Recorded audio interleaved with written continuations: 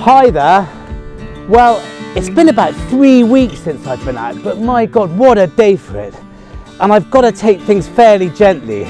But the most exciting thing is that I'm on a field which I've never been to before. In fact, I don't think anyone's been on this.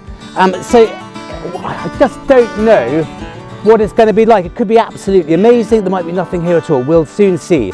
Anyway, as I said, it's really nice to be out. And I've been told to take it very easy. So I've got, ladies and gentlemen, no, hang on. Ladies and gentlemen, today's special guest is John Finnis, who is one of the founders of the detectinghub.co.uk, who fortunately doesn't live very far from here and has very kindly agreed to help me with all my kits. So John, thank you very much. To start off with what we'll do, because I'm going to just take it very gently, I'm not going to do any digging. And since neither of us have been here before, we'll split up and just wander around as aimlessly. Just as, don't grid or anything like that. Let's just see if we can find a hottish area. Right, John, set up over there, please. Right, I think what we're going to do is we'll split up and go separate directions to start off with, and just as long as I can last, really, and then and see how we get on. But I think this could be quite interesting. Right.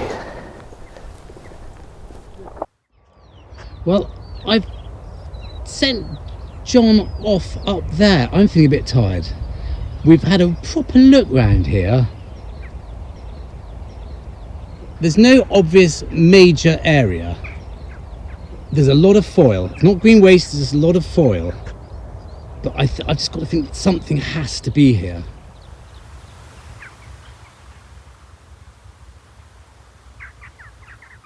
Well, Task and I are just going to chill out and enjoy a snack. It is absolutely the most beautiful spring day.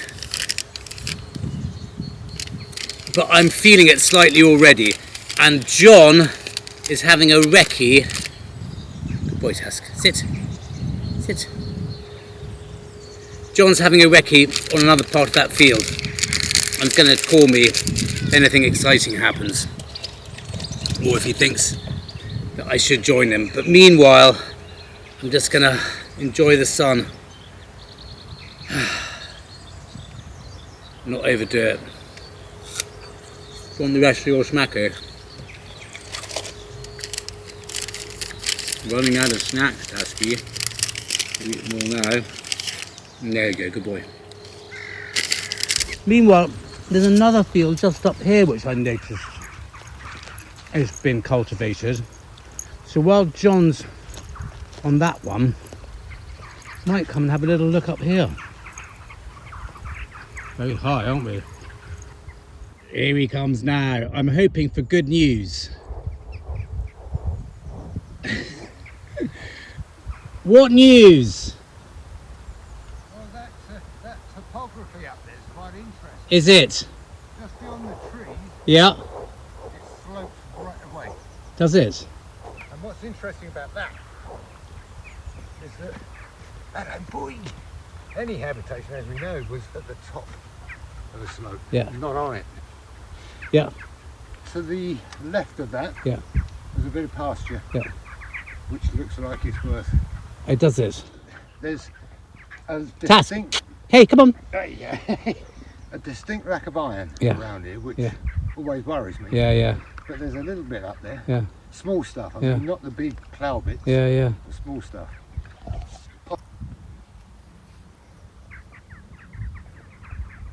Yeah. I think that's got to be Roman. I don't think it's any later than No. medieval at No. worst. No. See, molten lead, just things like that. Yeah. I mean, they're just little signs. Better than and how foily is it? Not very. Yesterday was a bit of a damp squib. I was so hopeful, and I'd really got John's hopes up. We didn't find anything. I think I slightly overdid it, and I ended up in the afternoon just following him. It was interesting following one of the great living detectorists and watching him at work, but even he didn't find anything. But I've come back today. We were supposed to come out tomorrow, but it's going to be filthy weather. I thought I'd come out for about an hour by myself because I found something quite interesting on the map, some quite interesting features. And I thought, well, we'd better just check it out. And if I go very slowly, and in this sandy soil, look, it's really easy. I'm not straining myself too much. There's nothing in the area of interest, but there's lots of signals down here. Now, I found several bits and pieces. I found 2 little Irish or rose farthings, very near each other. But there's lots of trash here as well, and I wasn't going to concentrate on trying to find a hoard today, but that's really nice, and they're both in beautiful condition.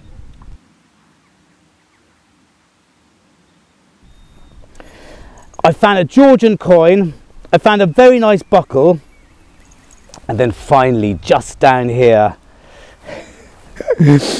and I will try and see if I can show you how it sounds. As John will back me up yesterday, there's foil all over the place. It's not green waste, it's just thick foil. And it just sounded like the cartridges and foil, but it's not. It's the first Roman coin off this field, and not only is it the first one, it's absolutely mint.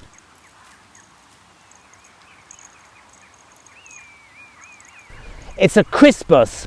I can tell because it's very, very obviously, well, I'm not sure, well, it might not be Crispus. I think, yes, it is Crispus, C-R-I-S-P-U-S, and it's got the altar and the globe or whatever it is on the back. You can read, I mean, the legend is absolutely mint.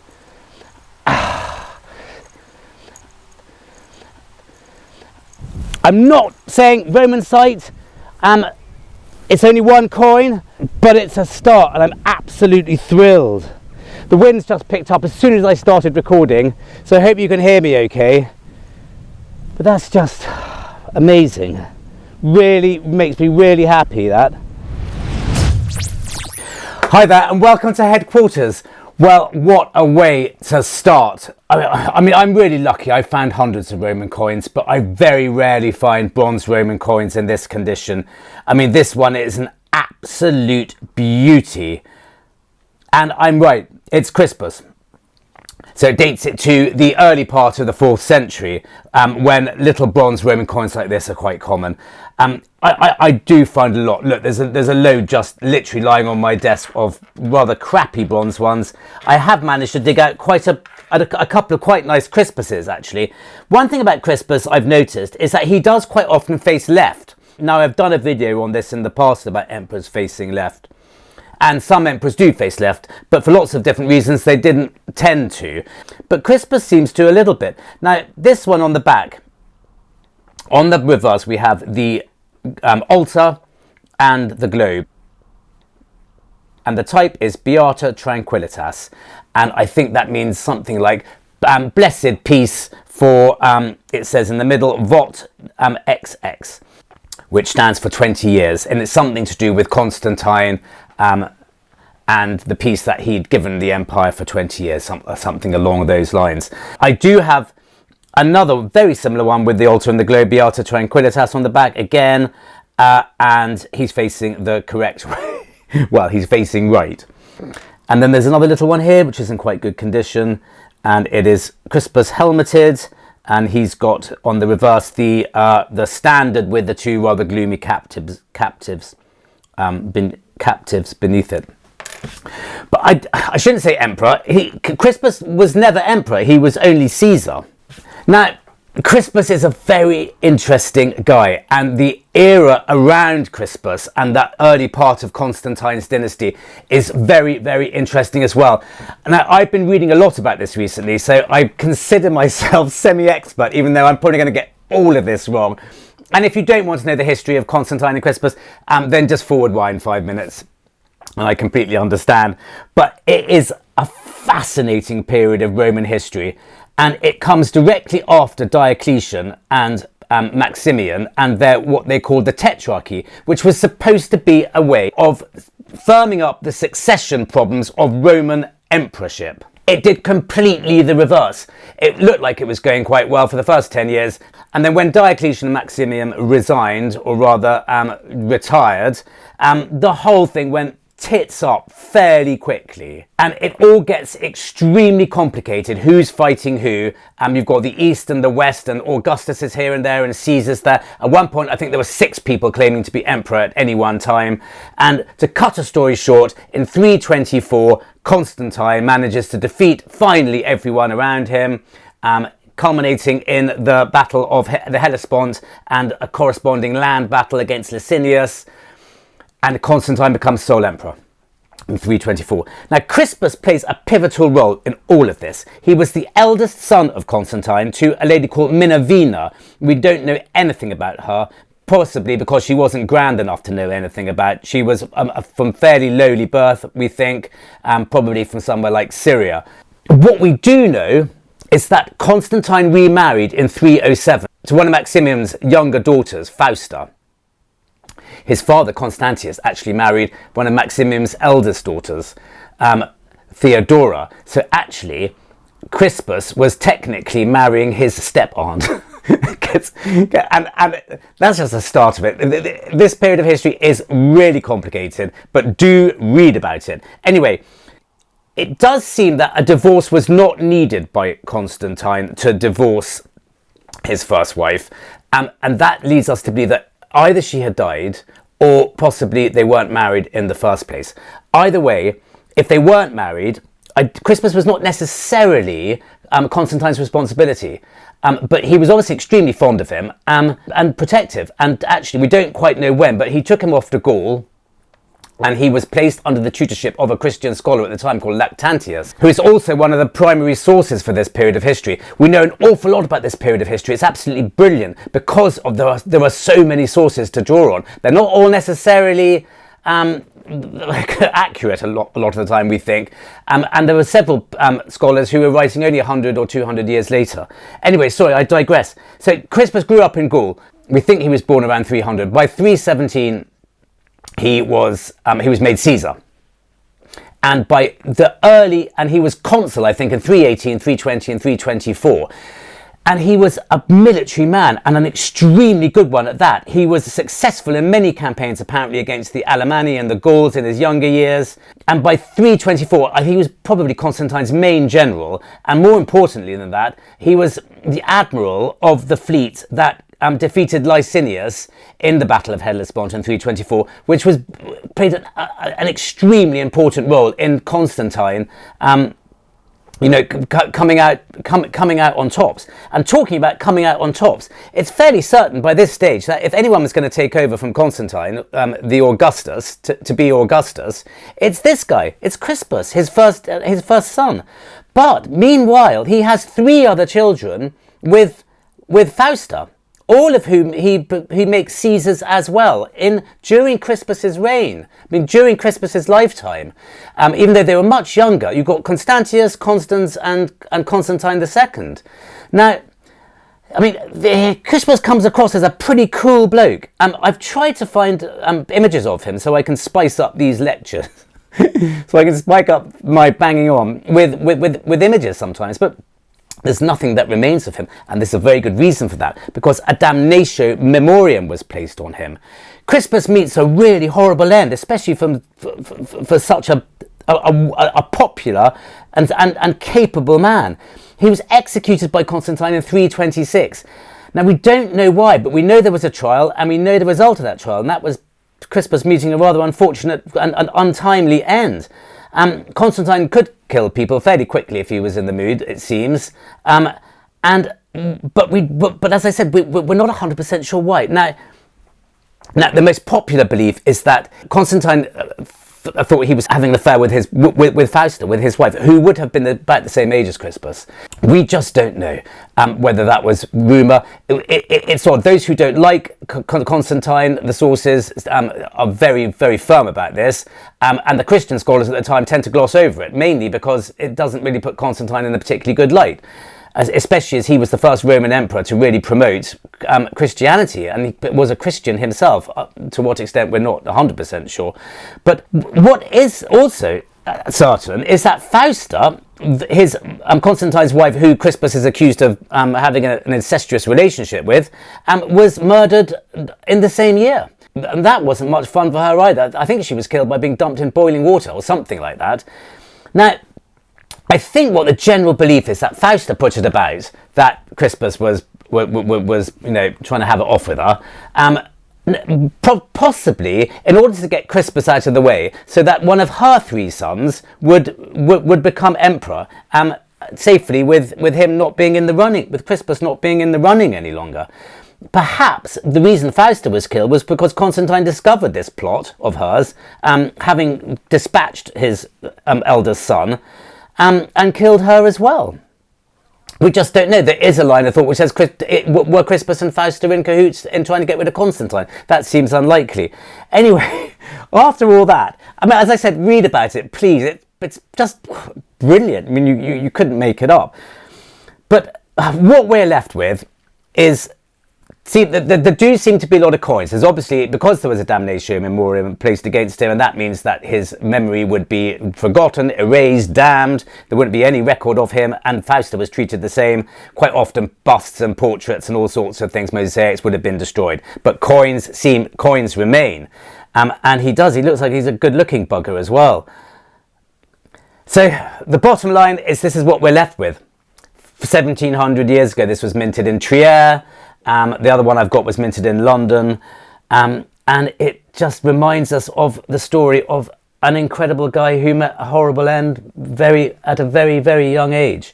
And I just like the idea of Crispus. I mean, the Roman Empire is full of incredible characters, and perhaps he could have been one of the very, very greats. Crispus. Definitely, this is one of my favourite coins. Anyway, after all that, thank you very much for listening. Let's go back to the fields. And literally about 2 meters from that. Gosh, my speaker's working well today.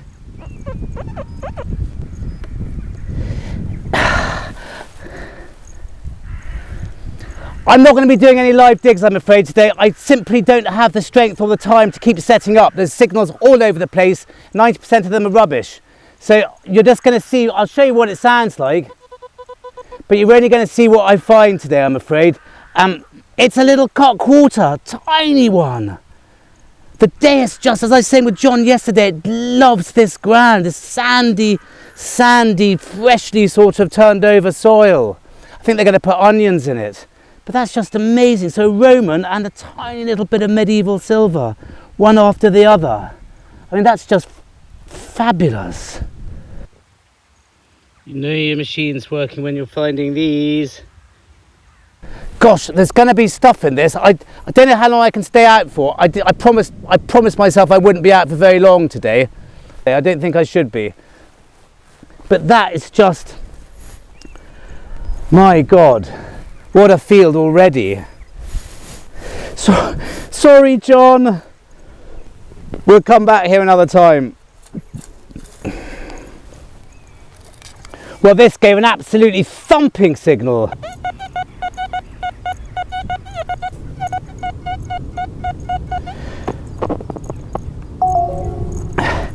And it's jolly nice. I'm not sure what it is. Well, I know what it is. It's a pin. It's a big pin, sort of stud of sorts. And when it was that way up, I thought just to look like a big old drawing pin, one of those things we find all over the place. But it's got rather a lovely design on it. So it must have been a leather stud of sorts, a mount or something, but I don't know how old it is, if anyone knows, but jolly pretty. Gosh, so there's going to be some lovely things in this field.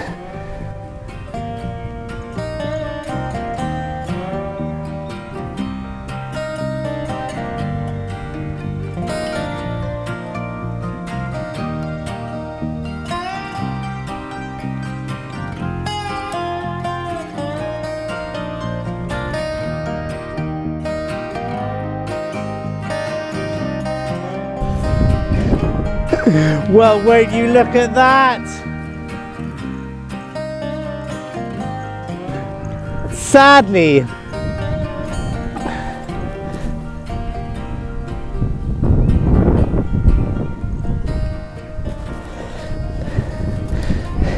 sadly, I think this will have to be my last dig, because I'm feeling it now, and I don't want to do myself any damage. It's a tiny little hammered coin with a hole in it, which means I reckon it's got to be Charles I, because they put holes in his coins. And I can't remember exactly why, but I will have it.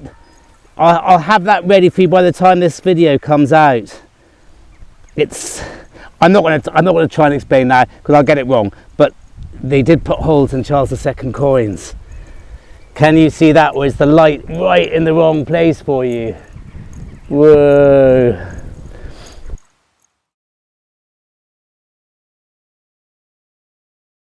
But I've also found one of those jolly nice buckles which look like they're made yesterday, but they really aren't. I mean, they're quite early, actually.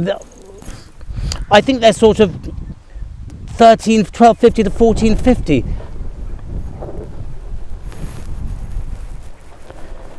Absolutely beautiful. They look like sort of army buckles, but they're not. They're absolutely lovely. And that, God, my heart started racing when I saw that. I thought, my God, that's a Celtic coin or a Roman denarius. It's not. It's modern rubbish. But God. A lovely George II coin. And a really lovely hoop of sorts. So that's, I think that's got to be me now. I think I've got to call it a day. Thank you very much for watching. I'm not going to be out for the next 2 weeks either because I'm just busy with paternal duties. But after that, we'll be out all the time, hopefully, when everything's mended and on some lovely fields like this. So thank you very much for watching and see you soon.